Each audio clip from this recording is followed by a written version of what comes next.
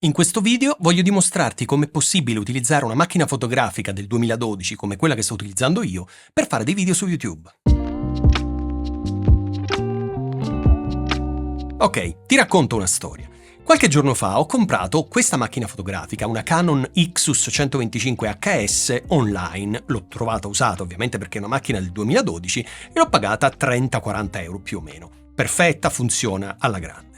È una macchina fotografica comprata un po' per gioco, ma soprattutto perché volevo dimostrare, a te che stai guardando questo video, che per realizzare un canale YouTube, per realizzare dei video su YouTube, non è necessario investire chissà quanti soldi. In questo caso stiamo parlando del video. Sul mio canale ci sono tantissimi video sull'audio dove appunto ti racconto come è possibile spendere poco per ottenere risultati interessanti. Questa volta è il turno del video. Quindi ho comprato questa macchinetta, l'ho settata nel modo secondo me più corretto e sto registrando questo video. Ti do qualche indicazione su questa macchinetta. È una macchinetta da 16 megapixel, quindi neanche tanto male. Ha un microfono integrato, non ha ovviamente il jack per collegare microfoni esterni, sarebbe troppo bello, e purtroppo ha lo schermo fisso, quindi non è possibile ribaltarlo.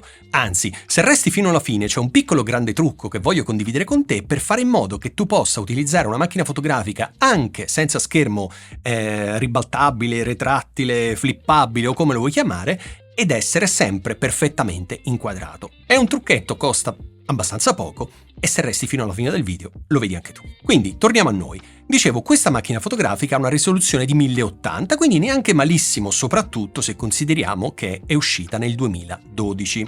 Oggi siamo nel 2024, nel momento in cui registro questo video, quindi è passato così tanto tempo, questa macchina fotografica comunque fa il suo dovere.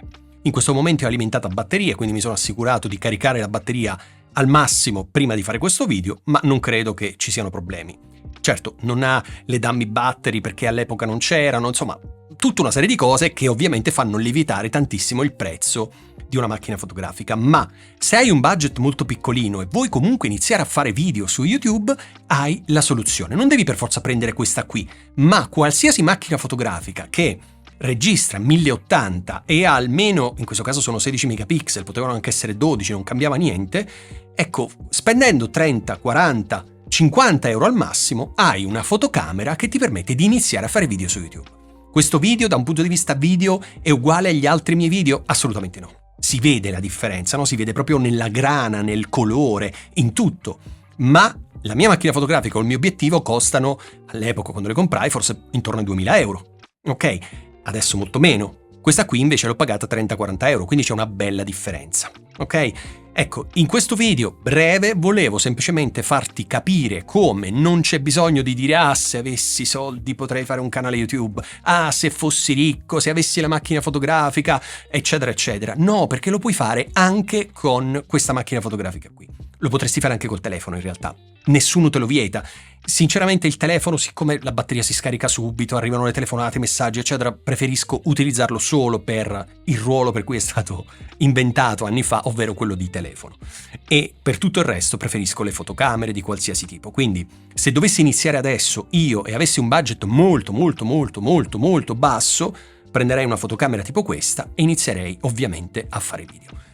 In questo video non stiamo parlando di audio perché l'audio è sempre lo stesso, quindi lo Zoom P4 con il T-Bone SC140, quindi da un punto di vista audio è lo stesso audio degli altri video. In conclusione, volevo dimostrarti ancora una volta che quello che conta è il contenuto, è l'idea. Se hai qualcosa di interessante da raccontare, non importa che tu abbia soldi o meno, non importa che tu abbia la macchina da 3.000 euro o questa qui da 30 euro. L'importante è iniziare a fare contenuti, perché come dico sempre io, se non fai contenuti non sbagli, se non sbagli non migliori.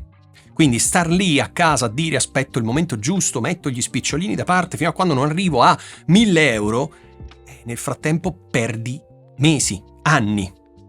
Ok, quindi inizia, perché tutti abbiamo iniziato. Se vai a vedere il mio primo video o i primi video di qualsiasi grande creator, sono tutti osceni, tutti, è inevitabile.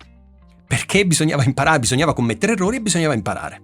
Ok? Quindi spero che tu faccia tesoro di quello che ti ho detto in questo video, a prescindere dalla macchina fotografica. Non mi interessa cioè non è una review di questa Ixus 125 HS. Non mi interessa. Quello che mi interessa è farti capire come è possibile spendere veramente 2 lire e poter fare dei contenuti a patto scusa il gioco di parole, per fare dei video a patto che si abbiano dei contenuti interessanti. Spero che questo video ti sia piaciuto, adesso ti svelo come ho fatto a essere perfettamente inquadrato nella fotocamera anche se non c'è lo schermo ribaltabile. Adesso voglio dimostrarti quello che appunto ti stavo raccontando. Guarda, questo qui è uno specchio, io sono lì in questo momento, quello lì è uno specchio che è dietro la macchina fotografica, questa qui è la Canon di cui ti parlavo, quello lì è uno specchio che è ancorato saldamente al mio treppiedi grazie a questo braccio articolato della Gravity. C'è un video sul mio canale dove ti racconto appunto di questo braccio articolato. L'audio invece viene fuori dal PodTrack P4 e, come ti raccontavo, da questo microfono che ok, è troppo vicino, questo qui che è il T-Bone SC1100. La stanza è veramente in disordine, questa parte qui è veramente un casino, io sono lì e ti saluto, ma volevo appunto dimostrarti quello che ho fatto. C'è un treppiedi normalissimo, deve reggere una macchina fotografica che pesa niente, quindi non c'è nessun problema. Ok? Basta sapersi ingegnare.